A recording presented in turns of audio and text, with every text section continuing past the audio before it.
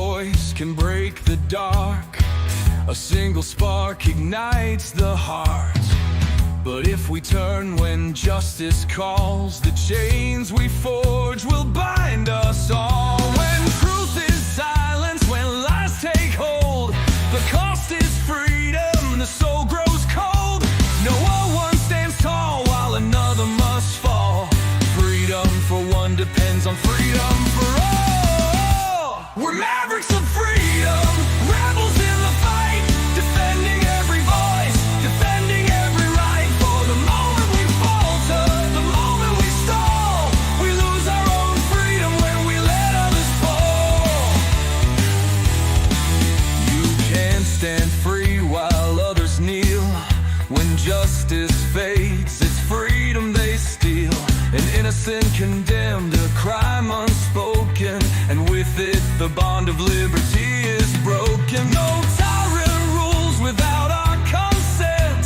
Oppression thrives where silence is spent. Stand for the weak, the silence is small, or freedom will crumble for us all. We're mavericks of freedom, guardians of the light, fighting for the truth, for what is just and right. For the rights of one are the rights of all. We rise or we fall by answering the call. Even those we may oppose deserve the rights we all uphold. For if we deny them what is fair, we build our own prison in despair. The fight's not easy, it never will be, but justice for one is the key to be free. We stand as mavericks, together we strive, defending the rights that keep freedom alive. We're mavericks of freedom, rebels in the fight, upholding every truth, protecting every right. When one is oppressed, we're all in the thrall. Freedom for one depends on freedom for all. So take a stand, let your courage rise. Defend the truth, don't compromise. For the soul of the world, the writing's on the wall. Freedom for one depends on freedom for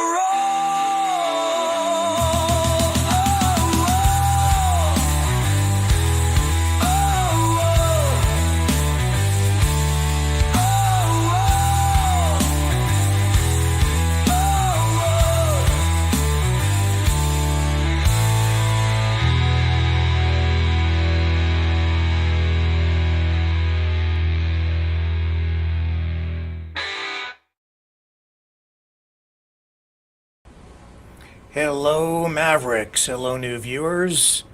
One heck of a hockey game overnight. 3 fights in the first 9 seconds. Canada versus USA, and Canadians, after coming away with a 3-1 loss, are looking for a rematch, maybe in the final. And it really was politics playing out on ice. It was war on ice overnight. And to help us look at that and everything going on with Ukraine tonight and geopolitics, this new world order, such as it is, that seems to be emerging, is David Wiley. And as the song, that anthem we just heard, says, freedom depends, well, freedom for one depends on freedom for all. We'll see if we all rise to the occasion. Stay with me. David's ahead just after this.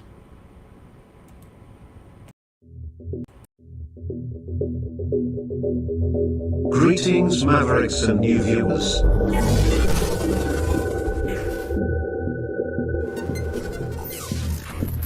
Tonight, direct and live from the Maverick News Network World Studios. This is Maverick News with Rick Walker.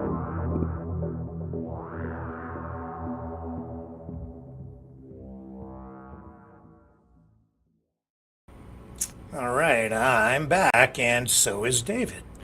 Hello, and welcome back, sir. Thank you for having me back on the show. Oh, it's Our privilege, thank you. We need you tonight, my American friend. Maybe we can promote peace after what really was a war on ice overnight with that hockey game, Canada versus USA.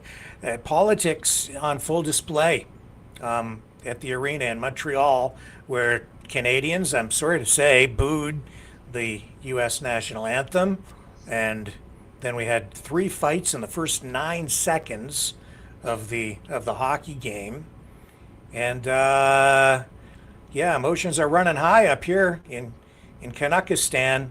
People pretty worried about all that 51st state stuff. Do you have any words of hope? That from 50, the that southern, 51st state stuff is nonsense. Down here, most Americans are supporting Canada on both sides of the aisle, for that matter. I've heard a lot of Democrats say, well, if a war breaks out between the U.S. and Canada, I'm going to fight down here for Canada. I've heard a couple of people say that, but I've also had some people on the opposite side call in during our call-in programs who seem pretty hostile. Yeah. Well, the Republicans I talk to all don't think that Trump is serious about this. They think he's posturing, that this is just him trying to get a better deal. Between the people, there's not such a feeling of hostility. However, it wouldn't be the first time in history that leaders had a different idea and dragged things into a fight anyways. Well, I mean, the fact that, just to illustrate how this really was about politics more than hockey last night, I mean, we're getting this kind of stuff on social media today.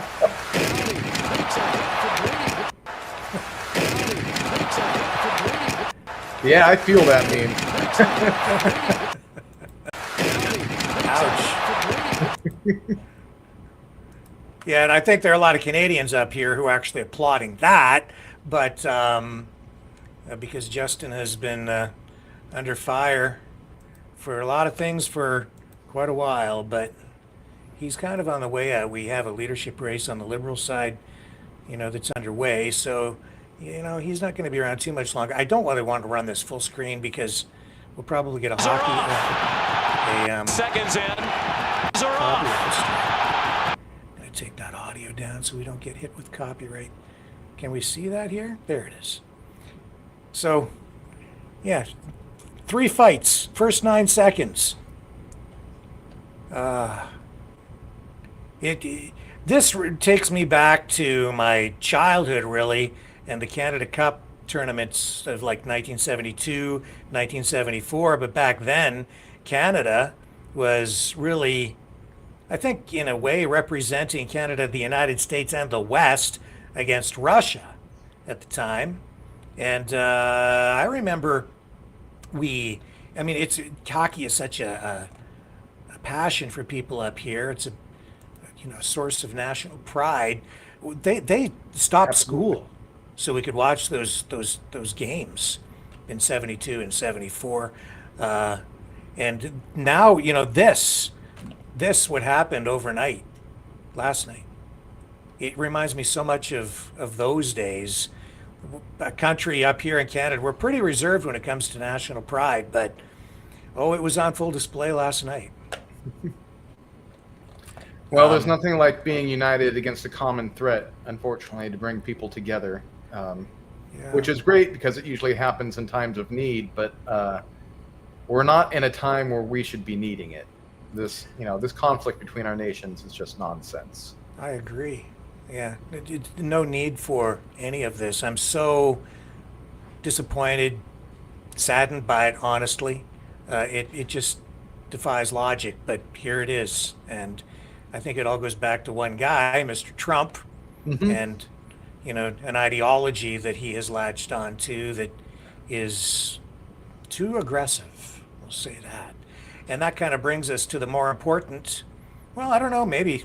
I don't know what's more important than a hockey game, but we've had a lot go on with this situation in Ukraine. We've got the Munich Security Conference. There's an emergency meeting of EU leaders. So much to talk about. So where would you like to start tonight, David? Help us make sense of all this. Oh, the first, probably best place to start is the talk between Trump and Putin, and then a separate call between Trump and Zelensky. Right? And part of what's going on here is he is sidelining Europe, right? He's talked with Putin, he talked with Zelensky. Who didn't he talk to? All the other leaders in Europe. It's not bringing them into this, right?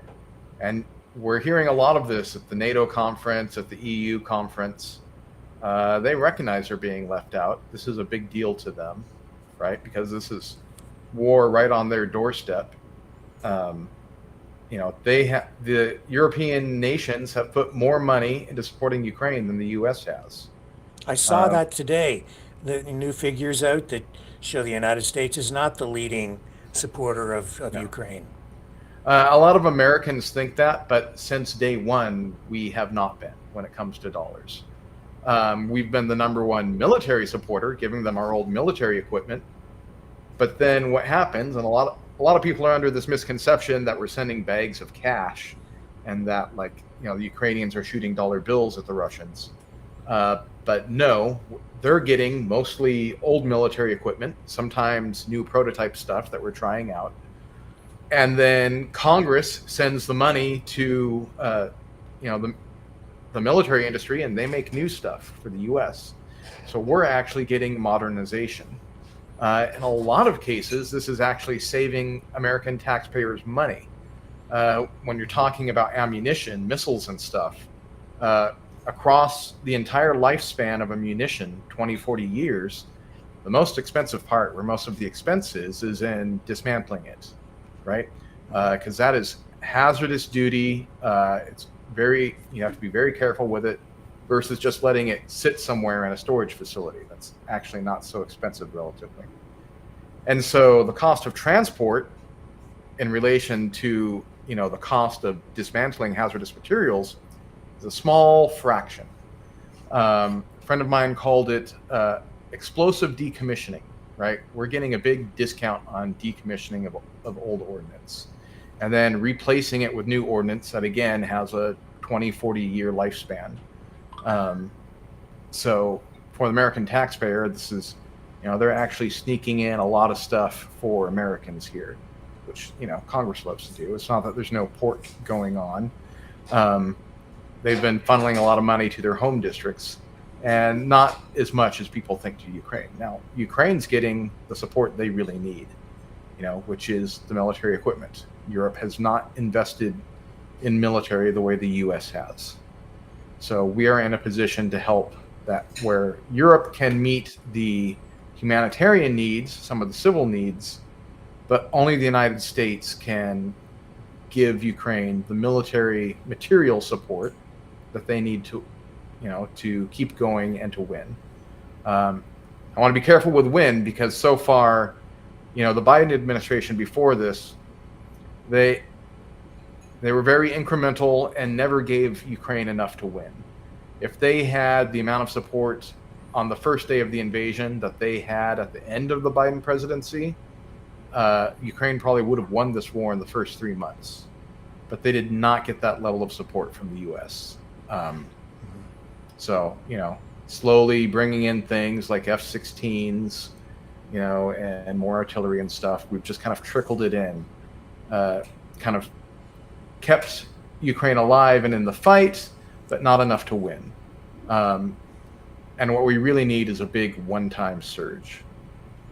Now, as American, I know Republicans and even myself were very conscious of the expenditure, but we could easily tell Europe, look, we're going to stop subsidizing your expense. We're going to send that military equipment to Europe, to Ukraine, and then, you're on your own. Start gearing up and protecting yourselves. That's an option. That's the long-term option that gets us out of paying this. And with Russia beaten, there would be no more need for most of that. We could focus on the threat from China. Because make no mistake, China is pushing Russia into more and more conflict so that we are distracted and too busy when China launches its war of aggression that it's already planning on. Yeah, so today, Zelensky was on Meet the Press, this coming at the tail end of the Munich Security Conference, and he issued a kind of a warning saying that they have intelligence to indicate Russia is gearing up for an attack on a NATO country. Here's the clip. It was really under conspiracy. So he conducted military training exercises on the territory of Belarus. He said that these are exercises that are always ongoing on Belarus territory, that they are a allied states with Belarus and that they do regular business, but he started the invasion, and the missiles in the first night flew from the Belarus, and the invasion came from Belarus. We know for sure that he is preparing steps on the territory of Belarus this year. It can happen in summer, maybe in the beginning, maybe in the end of summer. I do not know when he prepares it, but it will happen. And at that moment, knowing that he did not succeed in occupying us, we do not know where he will go. There are risks that this can be Poland and Lithuania, because we believe that Putin will wage war against NATO. That is why I told you that. What is he waiting for? For a weakening of NATO by, for instance, policy of the United States of America. For example, that the United States of America will think to take its military from Europe. Yes, Putin thinks of that, but I will believe that the United States will not take its forces, its contingents from Europe, because that will severely weaken NATO on the European continent. Putin definitely counts on that. And the fact that we receive information that he will think of the invasion against former Soviet republics, and forgive me, but today these are NATO countries. Just to be very clear, you are saying you have actual intelligence that President Putin is planning to attack NATO countries. No, we have intelligence. We have documents that they are preparing trained mission of a big number of soldiers on the territory of Belarus, and we just sharing that there is a high risk that he can do the same, maybe not, God bless not, and maybe before it, President Trump and the allies will stop him. Yes, but anyway, I think that we have to prepare, yes, to prevent it, not to have such surprises that he will come back like it was 3 years ago with invasion to Ukraine. That is my point of view. Not my point of view, that is our intelligence understanding. And okay, so what do you make of that? This that seems very credible. It doesn't sound hyperbolic. He's saying they're assembling troops, and this represents a high risk for NATO. Yeah, no, absolutely. This is exactly how Putin's invasion into Ukraine started, right? He put 250,000 troops on the border, called it training exercises, and it's absolutely a lie that we're going to invade Ukraine. This is just training exercise, and afterwards we're going to go home. And they didn't. They invaded. And look, Putin has thrown 1 million soldiers away in Ukraine. He isn't really training them, right? He just sticks a weapon in her hand and pushes them to the front line. He doesn't care about training. This isn't really a training exercise. This is staging troops with an excuse. What's it for? Good question. I think NATO's resolve is still hopefully pretty good. At least on the European side, but he's testing it. Putin is the type of guy, he's going to take whatever he thinks he can take. He isn't a businessman. He isn't about democracy or trade or any of that. He's a former KGB officer, and he lives by force. So he will take whatever he thinks he can take. He sees negotiations as a sign of weakness. That's how he interprets it. and we really need a show of strength from the West in order to deter him. So Keir Starmer today says UK he's indicating they may be ready to send UK troops in to provide some sort of a security guarantee or act as peacekeepers, I guess, in the event that a peace deal is struck. Does that indicate that there's real resolve among NATO countries? Because with right now, from that speech that we had from J.D. Vance at the security conference, it seems like the United States is taking a major step back. Putin isn't going to see any words from politicians as resolve. The only thing he'll pay attention to is action. So until there are actual British troops on the ground somewhere, even though I believe the British are serious about it, it won't act as deterrence until Putin sees action. When we have NATO F-16s flying a joint border, shooting any missiles or drones that come close, then he'll take them serious, right? Mm-hmm. But we're not doing that. Even up till now, NATO has allowed drones and missiles to go through NATO airspace to hit Ukraine, right? So without, NATO could shoot it down, but we're saying, oh, we don't want to get involved. And again, Putin just sees that as weakness. Yeah, and then it's, speaking of drones flying through NATO airspace, I'm just going to backtrack on this interview with Zelensky, but here he is responding to a question about this drone strike, a Russian drone hitting the Chernobyl nuclear plant. Let's just pick this up and listen to what he has to say about this. Hang on. Here we go. Crisis that he will come back like it was 3 years ago with invasion to Ukraine. That is my point of view. Not my point of view. That is our intelligence understanding. And there are obviously these reports that a drone attacked Chernobyl overnight, the nuclear plant in Kyiv. What does that mean? What does that tell you about how complicated any peace process may be? No, it's for him. He is always increasing. Before he's doing some symbolic for him things. So you have the Munich Security Conference, especially this day, beginning of the conference. He's trying to show that for him it doesn't matter. Doesn't matter what you decide about security. I can do this. What he showed, he pushed the drone, to the sarcophagus of the fourth block of Chernobyl station. Yes, sarcophagus, which was built by 40 countries. 40 countries, mostly American money, and a lot of countries of Europe. 40 countries built it during the years, and he just pushed the drone there, especially to this sarcophagus. Are you willing?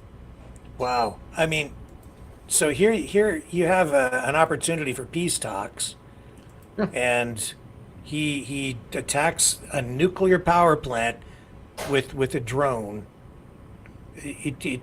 What does that say to you? I mean, this is no longer a power plant. This is a containment facility, right? Right. Chernobyl had a meltdown, and there are, I think, thousands of tons of radioactive material, nuclear material, stored inside this sarcophagus. Yes. And this is his gesture. He doesn't want to appear weak by negotiating with Trump. So this is his symbolic gesture. Look, I'm not afraid. I'm not afraid to hit this plant, this facility, which is on the border of Belarus and Russia inside Ukraine. I can poison, all of Eastern Europe, and I'll even hit my own people too, because I don't care. I'm a tough guy. I'm going to take it. Right? This is not a military target. This is not even a civilian target. This is pure theater, a show of strength to his own people and the other, oligarchs inside Russia, a show of strength. And a show of intent that he's going to use these negotiations but still keep moving forward aggressively. And if that facility had been breached with this explosion, a lot of innocent civilians would die from Oh, yeah. radiation poisoning. Absolutely. And not just on the Ukrainian side. It would have affected the populations of Russia and Belarus. He's showing his utter disdain for all human life. Unbelievable. So where do you think NATO stands right now? It seems like it's fracturing, and I think that's the narrative that Russia wants to push out there. I think this is what Russia really wants as part of what their objectives have been and continue to be, is split NATO apart. And I think you're seeing somehow they've managed to drive a wedge between the United States and these other NATO countries. How serious is it? I wouldn't call it fracturing at this point. Putin definitely wants it to be that, and from the outside it can look like that. It's floundering. It's definitely on unsteady feet. It's looking kind of drunk and weak, but it still is fully armed and can pack a punch if it wants to. But the question is, what is its resolve? What is NATO willing to do? And NATO hasn't figured that out yet, and that's the problem. And it looks weak, and the appearance of weakness is signaling to Putin that this is his opportunity. He wants to try and test it in some way. And we have to do NATO has to do something to look strong. Not talk, not just put up, some words, some strong sounding words. It has to actually do something. So is that being tested in some way with these talks that are now coming up? And I guess they're confirmed in Saudi Arabia, but you're only going to have representatives from the United States and Russia there. Ukraine's not invited. EU's not going to be there. What does that signal? Well, it's different things, but the way Putin's going to interpret that as weakness and opportunity, right? That's not how Trump sees it. Trump sees it as, I can get him to the table. I'm going to be able to broker this peace deal that I want. I'm going to make a deal. That's what he thinks. Now, if Putin wanted a deal, he would have initiated this. The only deal he wants is capitulation and victory. And he sees negotiation as a way to get that.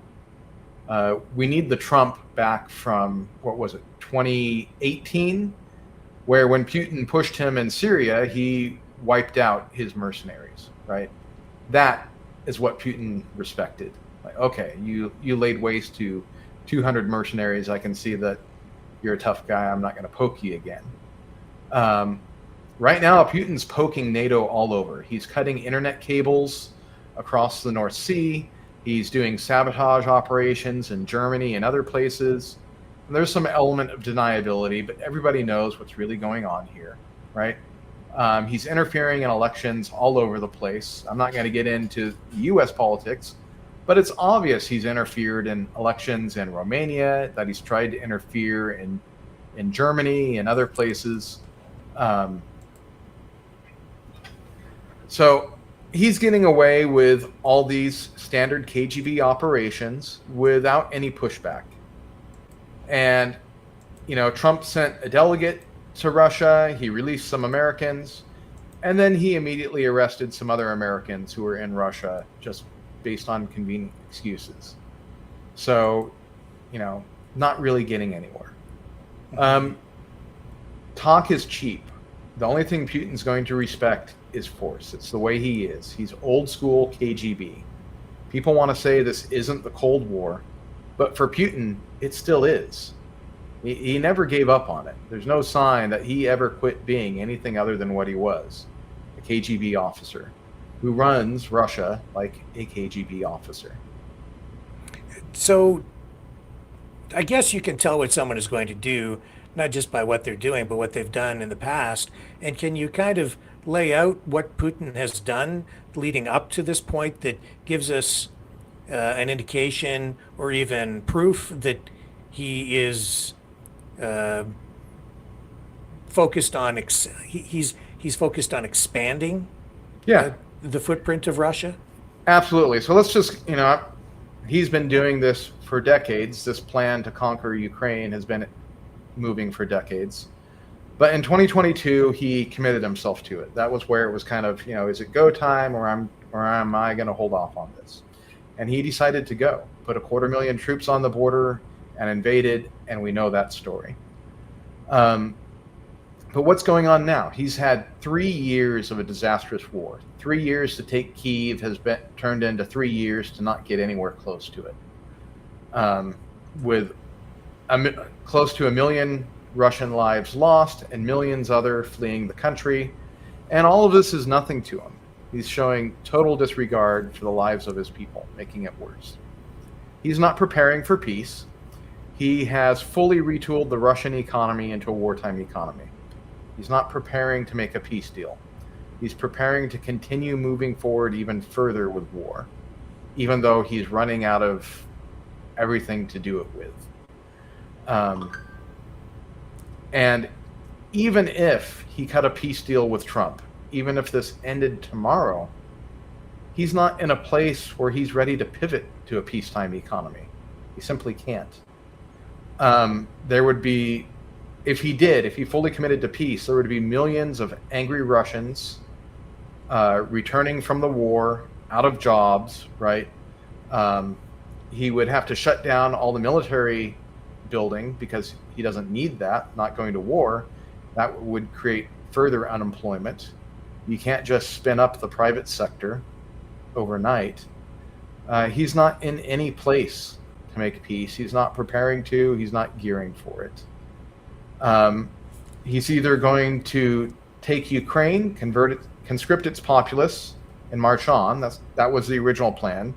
Can continue through to Ukraine to Moldova, and it looks like that's no longer the plan. He's pulling troops out of that eastern occupied portion of Moldova slowly, and he's building up in Belarus.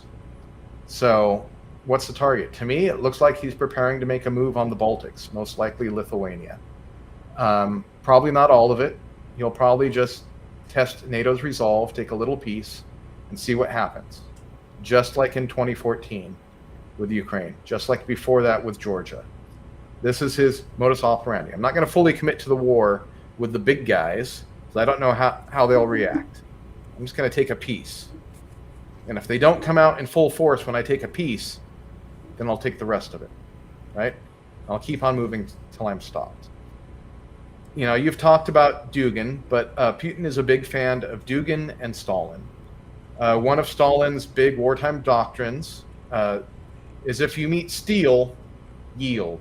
If you come up militarily against a hard force, then you stop. If you meet mush, push. So if you encounter weakness, keep going. So that's what he's doing. He's finding some steel in the Ukrainians, and he's thinking twice about it.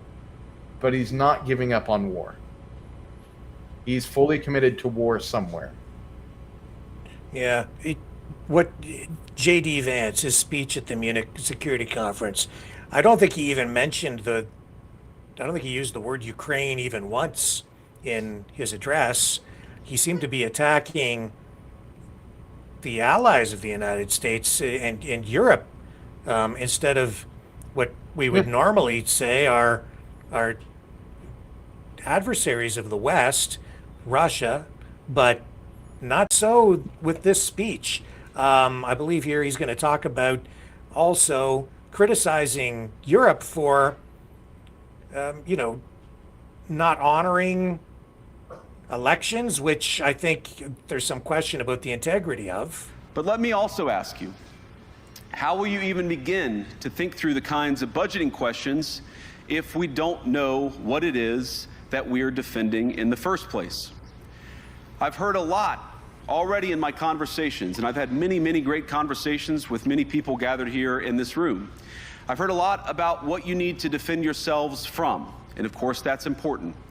But what has seemed a little bit less clear to me and certainly I think to many of the citizens of Europe, is what exactly it is that you're defending yourselves for.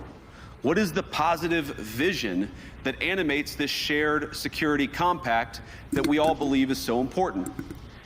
And I believe deeply that there is no security if you are afraid of the voices, the opinions, and the conscience that guide your very own people.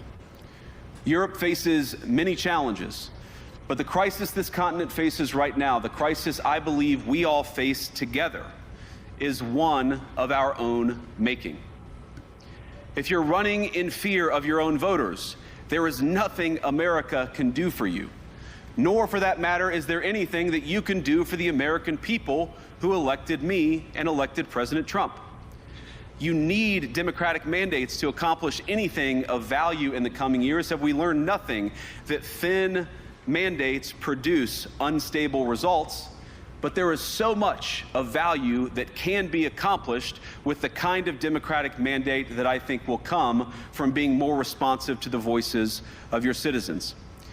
If you're going to enjoy competitive economies, if you're going to enjoy affordable energy and secure supply chains, then you need mandates to govern, because you have to make difficult choices to enjoy all of these things. And of course, we know that very well in America.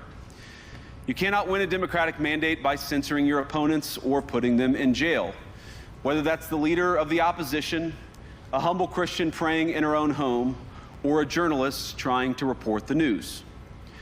Nor can you win one by disregarding your basic electorate on questions like who gets to be a part of our shared society. And of all the pressing challenges that the nations represented here face, I believe there is nothing more urgent than mass migration.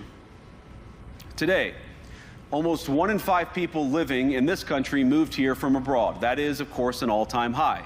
It's a similar number, by the way, in the United States, also an all-time high. The number of immigrants who entered the EU from non-EU countries doubled between 2021 and 2022 alone, and of course it's gotten much higher since. And we know this situation, it didn't materialize in a vacuum. It's the result of a series of conscious decisions made by politicians all over the continent and others across the world over the span of a decade. We saw the horrors wrought by these decisions yesterday in this very city. And of course, I can't bring it up again without thinking about the terrible victims who had a beautiful winter day in Munich ruined. Our thoughts and prayers are with them and will remain with them. But why did this happen in the first place? It's a terrible story, but it's one we've heard way too many times in Europe and unfortunately too many times in the United States as well. An asylum seeker, often a young man in his mid-20s, already known to police, rams a car into a crowd and shatters a community. How many times must we suffer these appalling setbacks before we change course and take our shared civilization in a new direction? No voter on this continent went to the ballot box to open the floodgates to millions of unvetted immigrants. But you know what they did vote for? In England, they voted for Brexit, and agree or disagree, they voted for it. And more all over Europe, they're voting for political leaders who promise to put an end to out-of-control migration. Now, I happen to agree with a lot of these concerns, but you don't have to agree with me. I just think that people care about their homes, they care about their dreams, they care about their safety and their capacity to provide for themselves and their children. And they're smart.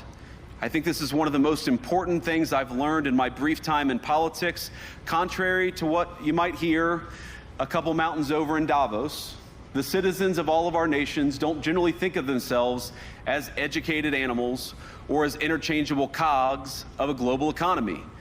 And it's hardly surprising that they don't want to be shuffled about or relentlessly ignored by their leaders. And it is the business of democracy to adjudicate these big questions at the ballot box.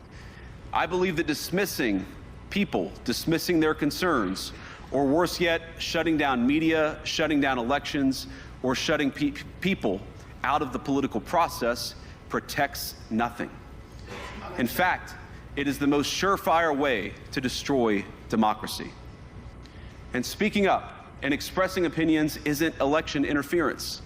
Even when people express views outside your own country, and even when those people are very influential. And trust me, I say this with all humor, if American democracy can survive 10 years of Greta Thunberg scolding, you guys can survive a few months of Elon Musk. But what no democracy, American, German, or European, will survive is telling millions of voters that their thoughts and concerns, their aspirations, their pleas for relief are invalid or unworthy of even being considered. Democracy rests on the sacred principle that the voice of the people matters. There's no room for firewalls. You either uphold the principle or you don't. Europeans, the people, have a voice. European leaders have a choice. And my strong belief is that we do not need to be afraid of the future. You can embrace what your people tell you, even when it's surprising, even when you don't agree. And if you do so, you can face the future with certainty and with confidence, knowing that the nation stands behind each of you. And that, to me, is the great magic of democracy. It's not in these stone buildings or beautiful hotels. It's not even in the great institutions that we have built together as a shared society. To believe in democracy is to understand that each of our citizens has wisdom and has a voice. And if we refuse to listen to that voice, even our most successful fights will secure very little. As Pope John Paul II, in my view, one of the most extraordinary champions of democracy on this continent or any other, once said, "Do not be afraid." We shouldn't be afraid of our people, even when they express views that disagree with their leadership. Thank you all. And what he's referring to is the decision to overturn that election in Romania. And I don't agree with him. And that will surprise some people because I'm very much about free speech. But the problem I think we're running into here, and I was touching on it last night, you can't have a serious discussion about free speech unless you actually include a discussion about the limits of speech. Absolutely. And what we have online, in my view, and I'm very interested in your take on what he has been talking about here. My view is what's going on online, especially on X or Twitter, is it's become a cesspool where it's not about free speech. It's about misinformation. It's about outright fabrications, images, complete fabrications using artificial intelligence to manipulate people's perceptions of reality. Yeah, absolutely. That's not free speech. This is propaganda. It is foreign governments flooding the zone to influence the political process to manipulate people, not inform. And there's a big difference. There's a huge difference. I mean, please share your thoughts. What we're seeing on Twitter and X and other social networks, really, they're all over out there. We see these troll farms and bots, and they all share the same message, often within milliseconds of each other. They're just bombarding it all over the place. And it's state-run propaganda. That isn't free speech.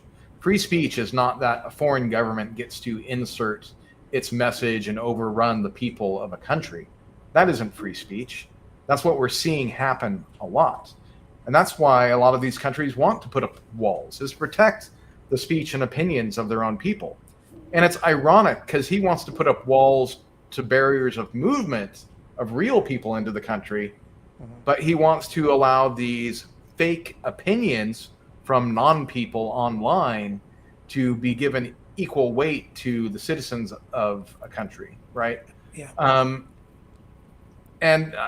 lot of that message, it was really kind of crazy and all over the place, but we were not the audience for that. J.D. Vance, his entire political career up until running for vice president, was sponsored by a German businessman. He is deep in the pockets of Peter Thiel. And he's in Munich, he's in Germany, and he's paying back there. That message was to the German audience. That is support the political party AfD in their upcoming elections, a far-right party. And that's exactly the sort of message they have. Like, oh, you shouldn't worry about the Russian money that's coming in to fund us, and the fact that we're rebroadcasting these Russian messages. We need to keep out these foreign people. And what's the number one mass migration in Europe right now? It's Ukrainians who are fleeing the war that Russia caused. So, what's going to happen there? Are we going to ignore Ukraine and leave the people there? Well, what's going to happen then? They're going to get overrun. Russia's going to turn those people into the next wave of conscripts and throw them at Europe. It's not good for anyone in Europe, but Russia isn't trying to advance Europe's interests. They're trying to destroy countries from within. It's something that they've been doing for a long, long time, right? And this is, again, KGB modus operandi. This is how KGB leaders like Putin think.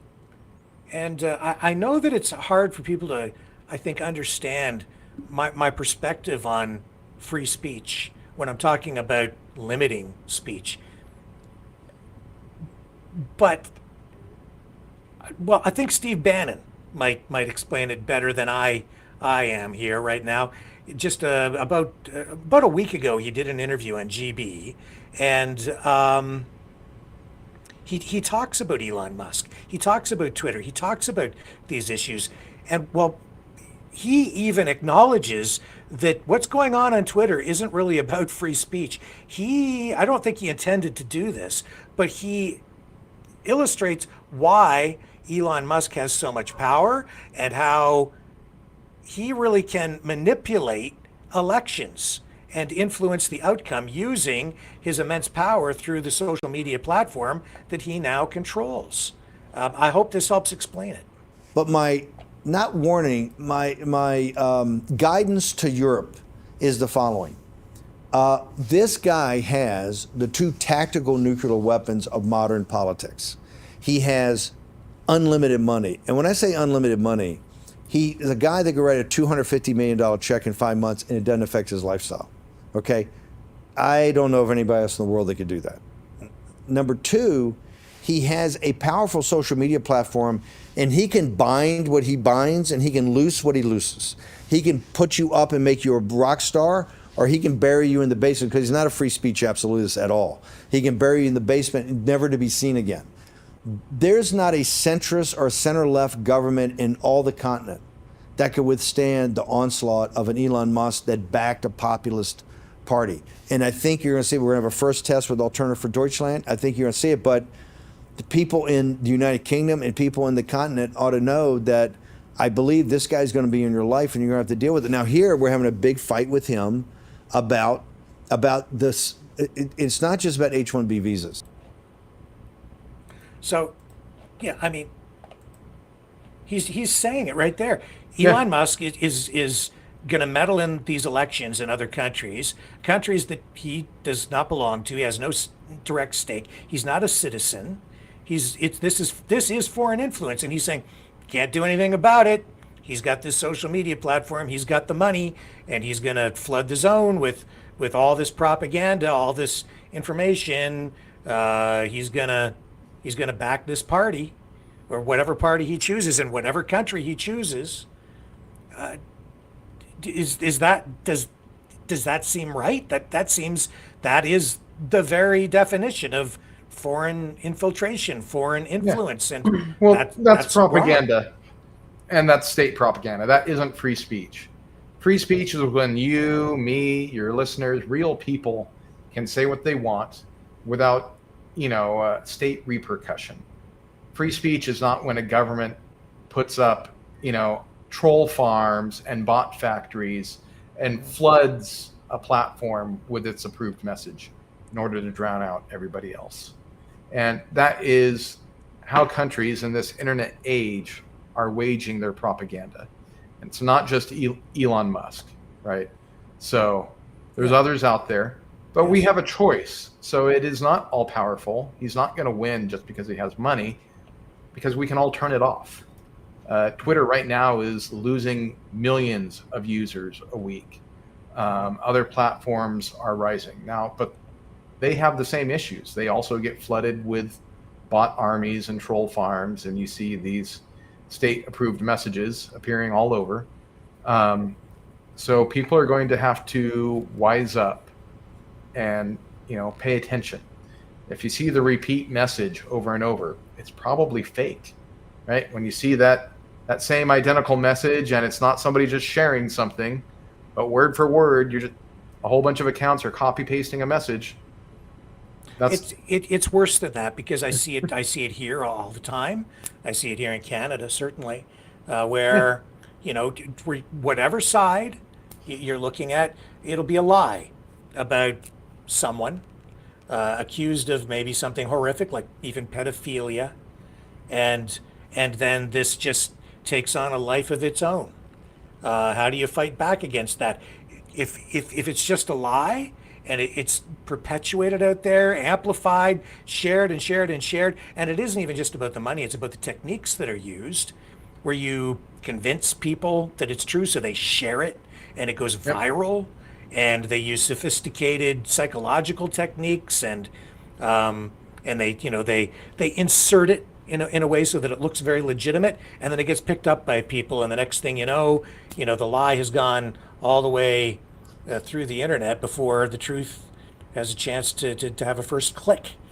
Yeah. Right. So this is a terrible situation, and I don't really have a great solution to it as I sit here tonight. But this is going to be with us for the next while, and this is actually a threat to democracy. It's not just letting it run rampant is not the solution to preserving democracy at all. It's the opposite. We have to do something about it. And this isn't free speech. This isn't the messages of real people, right? This is not what protection of free speech was ever meant to be. Nobody whether it was American founders or anyone other, when they were talking about free speech, it was not the idea that a government could create 10,000 accounts or printing presses and have them all say the same thing. Yeah. That's not free speech. It isn't free speech, and because I believe in free speech, I see that we need to address this. Yeah, we do. Yeah. I don't have easy answers. This is a serious threat. The modern age of internet media is something new for us all. And these threats to free speech are also new to us all. So it's going to take us a while to really have a good answer for this, I think. Yeah, but also, meanwhile, these threats are going to continue evolving as well. So, and I'm pretty tuned into it. I'm dialed in because, as a journalist who came from CTV and worked in media for a long time, the Canadian Association of Journalists, the Radio, Television, Digital News Association. These are organizations that are separate and apart from broadcasting companies. They have codes of ethics. They have journalistic standards that they hold their membership to, and there are organizations in the U.S. as well that you have journalists who adhere to these. But what's going on online? It's become like the Wild West, and there are no standards really being employed. Very few. Only the laws, legislation that might be in place dealing with things like slander and libel, where you might sue somebody. But beyond that, people, I don't think, really know what they're getting sometimes. And because they've lost so much trust in mainstream media, they just automatically think that whatever they're seeing on, the independent side, wherever it's coming from, it just is maybe credible and must be true. But that's not necessarily the case. Yeah. No, and I've seen even credible media picking up some of these stories from social media and sharing them, becoming unwitting accomplices to the spreading of, disinformation, which becomes misinformation, right? Often because without a close examination, some of these stories look like they're from legitimate sources and are legitimate stories. Yeah, Pooh Bear they're says, not. Rick, why are you not working at CTV now? You're too young for retirement. Well, that's because I left there because I disagreed with some of what was going on. They also wanted me to move again, and I'd been moving and moving and moving, and it's some personal reasons. And so I decided to just stay put, and I started working at my own independent media company. And that was a long time ago, before it became fashionable to try to make a living and survive as an independent journalist. But that's what I was doing, a lot of automotive journalism, and now I'm back in doing this because I do care about freedom of speech, and I see the threats that are out there right now to democracy, and that's why I'm sitting in the chair every night, Pooh Bear, and thank you very much for asking. Let's take a little break, and we'll come back, and we'll continue our conversation. There's lots more to unpack tonight as we look at what's going on heading into these maybe peace talks in Saudi Arabia. Stay with us.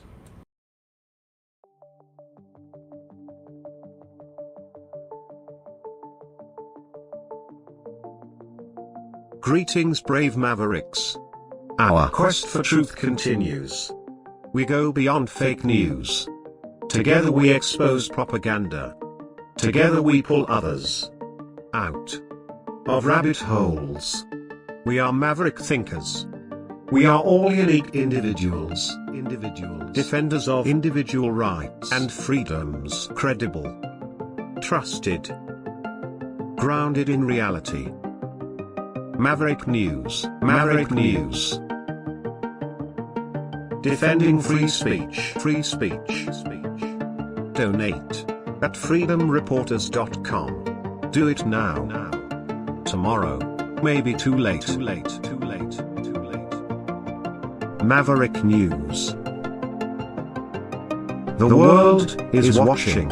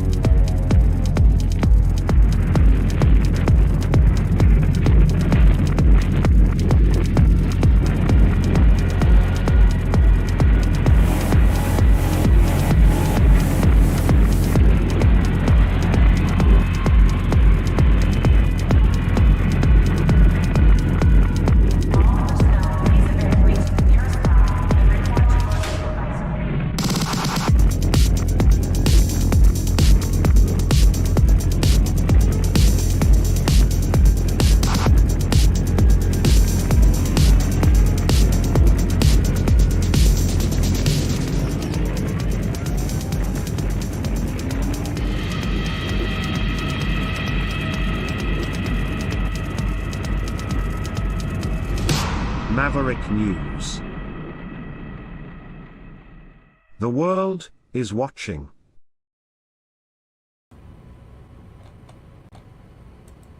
Okay, we're back, and there's David again.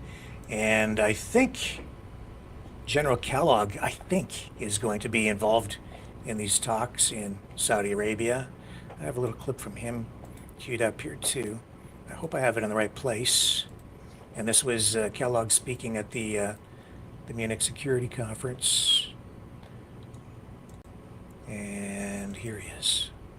In the UK, that 3 years ago presented the global community because of our shared intelligence capability with the fact that many in Europe said.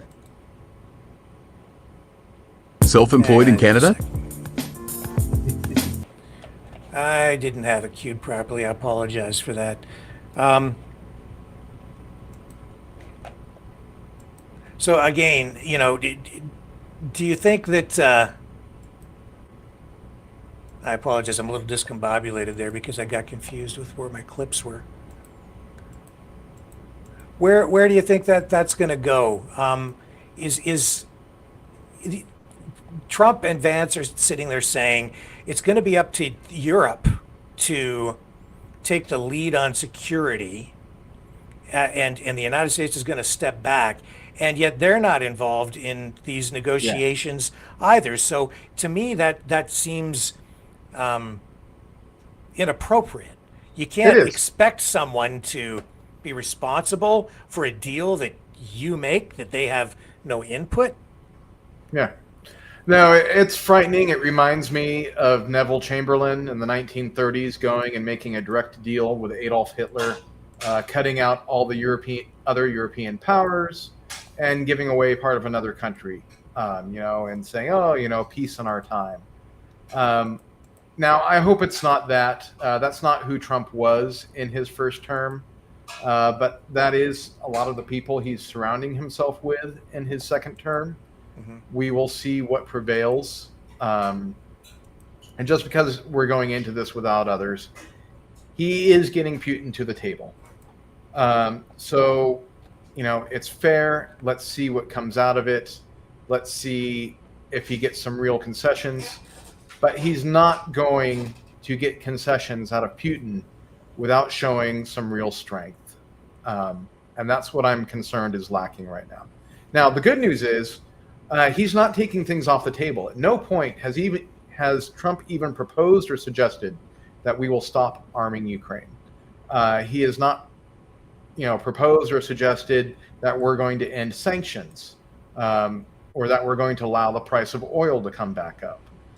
These are all things that Russia really needs for a victory in Ukraine. But we're also not, where's the stick, right? You want to approach something with both a carrot and a stick. The carrot should be, hey, there's going to be peace deal, there's going to be prosperity, things are going to be good. But there really needs to be a stick going into this negotiation, and we haven't seen it. So what if Putin decides to continue to be militant, decides to continue to go on with the war? What if he decides he's going to take a piece out of a NATO country? What are we going to do? Are we going to stick up? Are we going to fight back? Are we just going to roll over and take it and invite him to take some more? Which, by the way, China's watching. It gets worse if we let Russia continue getting away with this.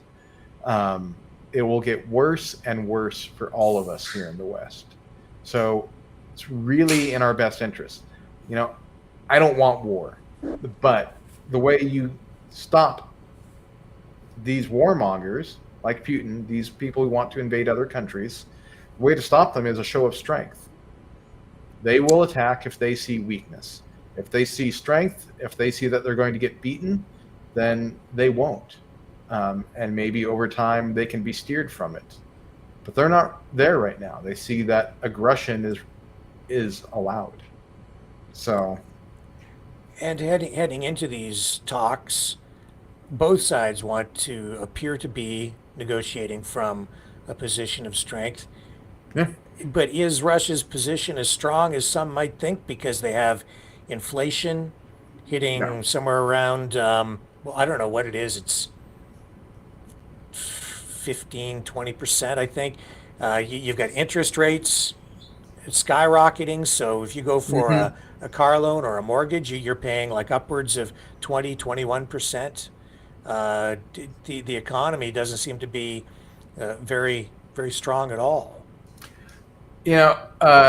Russia pretended to be the world's second most powerful military, and then it went into Ukraine and got itself beaten bloody in the first few months against a nation on its border with the full force of its military might against it, right?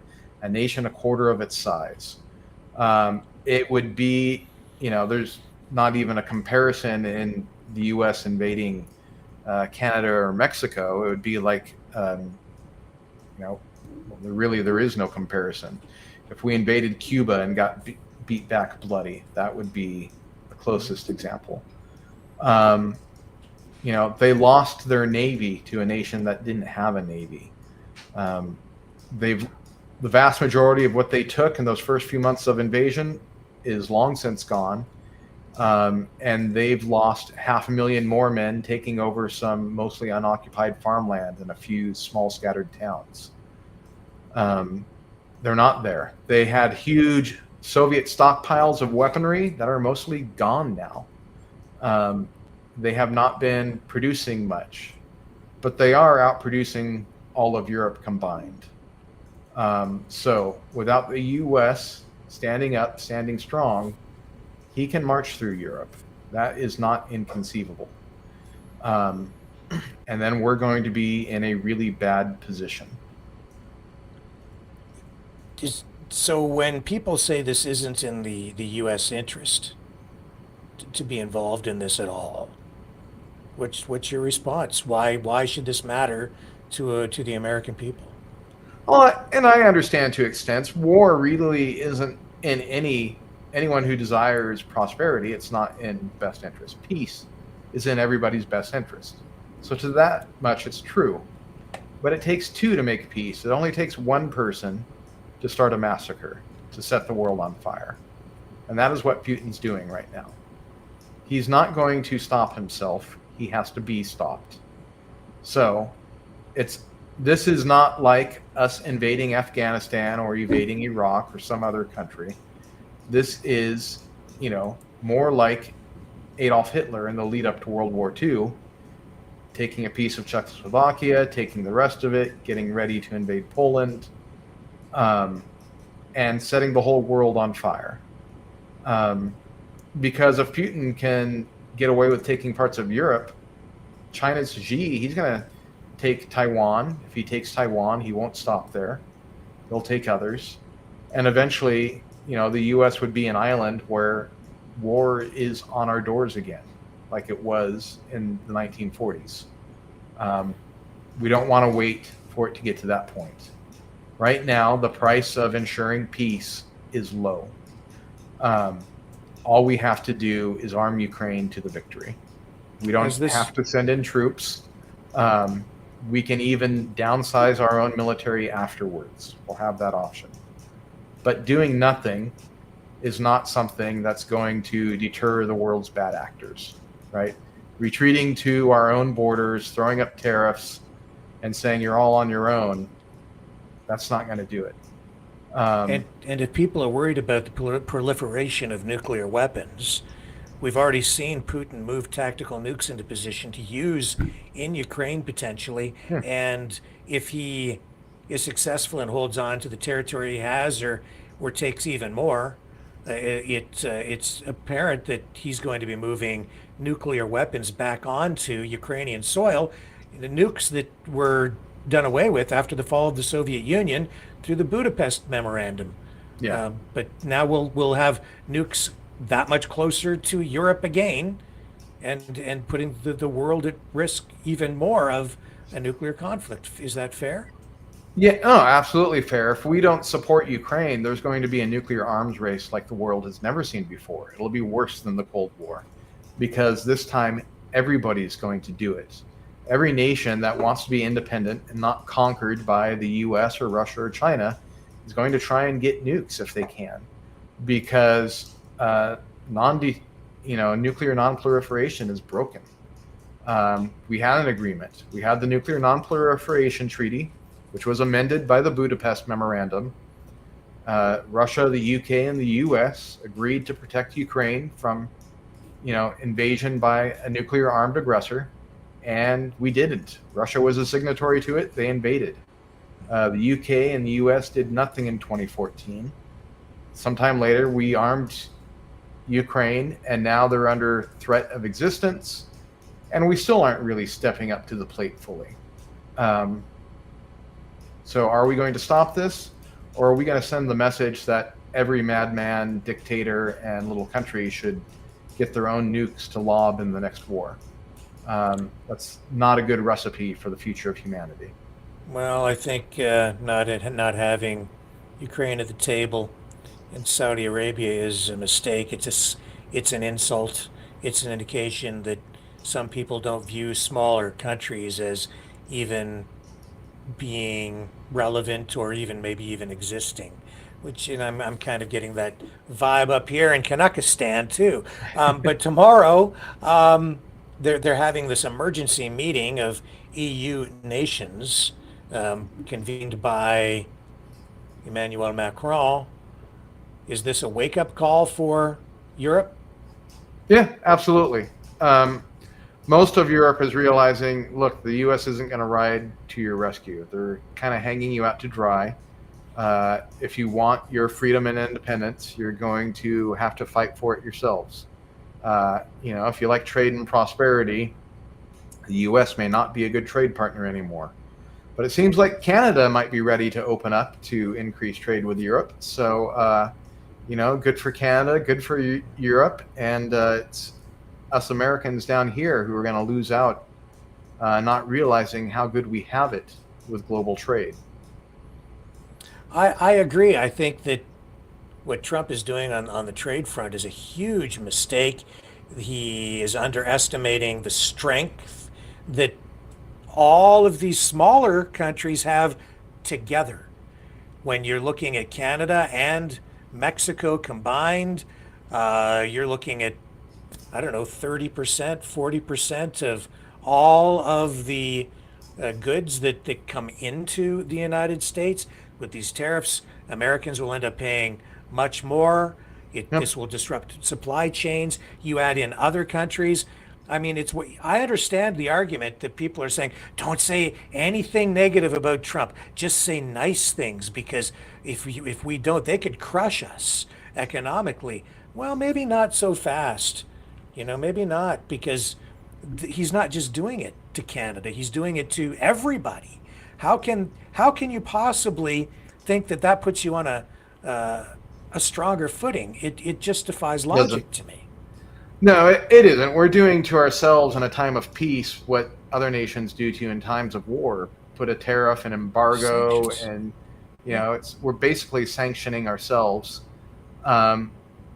He sees that America is the strongest economic power in the world. It is. But we got there. We are the strongest economic power because of our relatively open free trade. Why isn't it Canada? Well, Canada, you guys taxed yourselves from province to province, shipping things over your own internal border.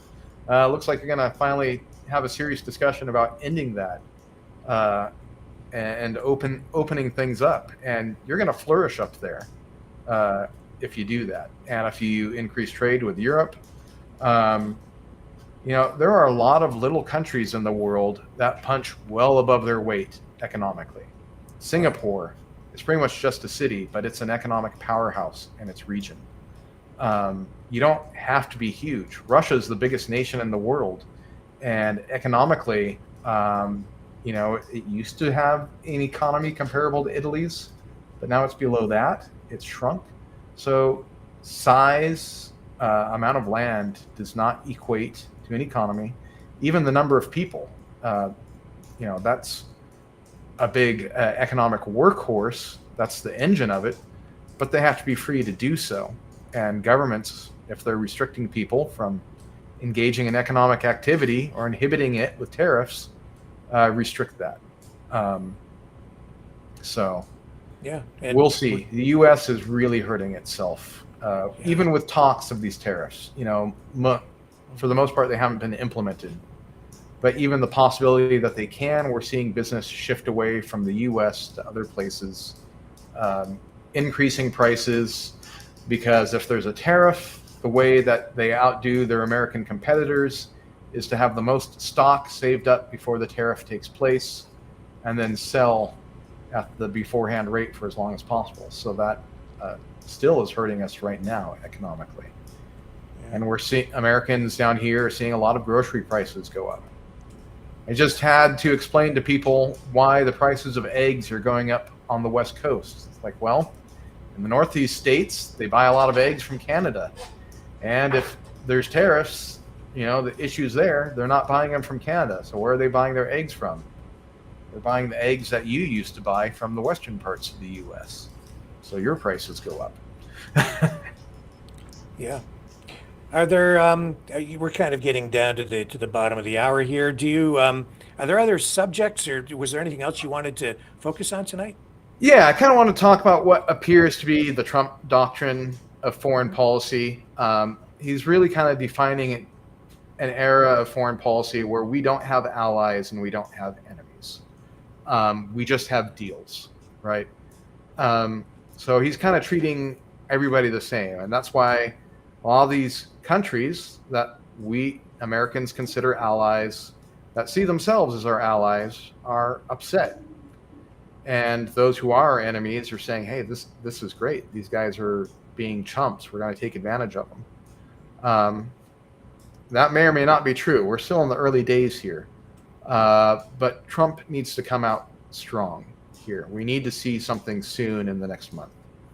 It's okay to bring Putin to the table in Saudi Arabia, but no deals without other countries involved. Ukraine's got to be there.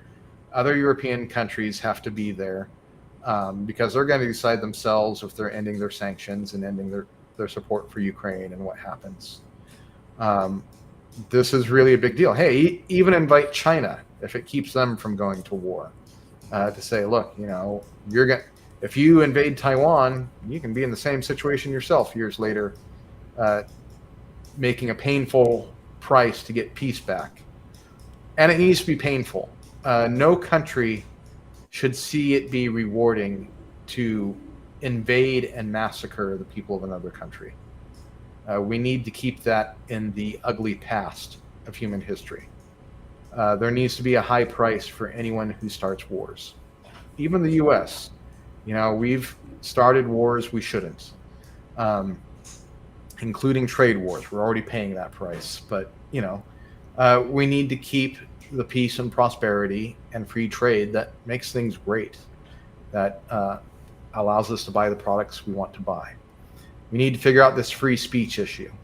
How can you and I have free speech when the internet is being flooded by fake state actors, by bots and troll farms and others who aren't speaking their opinion? They're speaking a foreign state's opinion, or some wealthy CEO who's bought his company is now just flooding everything. Yeah. Or lying we need to keep it free for real people. To smear and damage reputations, which is not fair. If it's a lie, a malicious lie. But yeah, please continue. Oh yeah, I'm poking in the chat here. I like the chat. People have all kinds of opinions. Some not very favorable of you or me, but that's real free speech, right? Mm-hmm. We're not seeing it spammed with fake engagement over and over. No Russian bots detected. No troll farm engaged here. Real people, real opinions. And that's what we need to keep it free for. Yeah. And you can't accuse me, folks, my friends in the chat, of not embracing free speech, because we have people with a wide range of opinions on the program. We absolutely do. So that's just a fact. Got to live with that. So David, just give me, I guess, kind of a wrap up here and bring us home. We're still your friends down here in the U.S. I'm going to come up to Canada again sometime this year. I'm going to, spend some money. I'm going to, engage in that wonderful trade that's better for all of us. So don't forget the people here are not your enemy. We're friends. We're better off together than at each other's throats. Let's work together to get that message into D.C.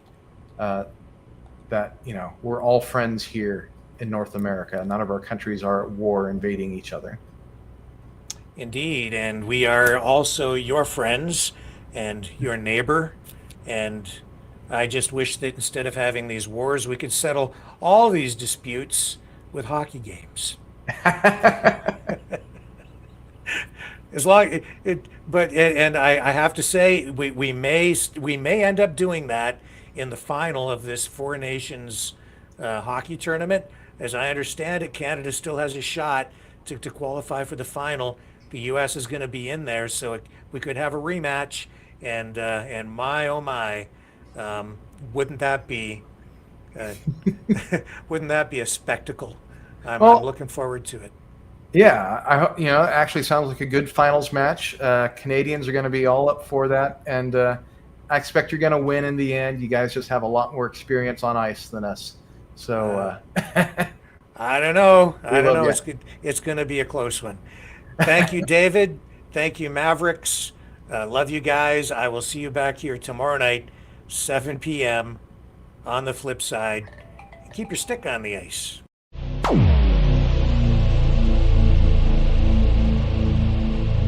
This has been a Maverick Multimedia production.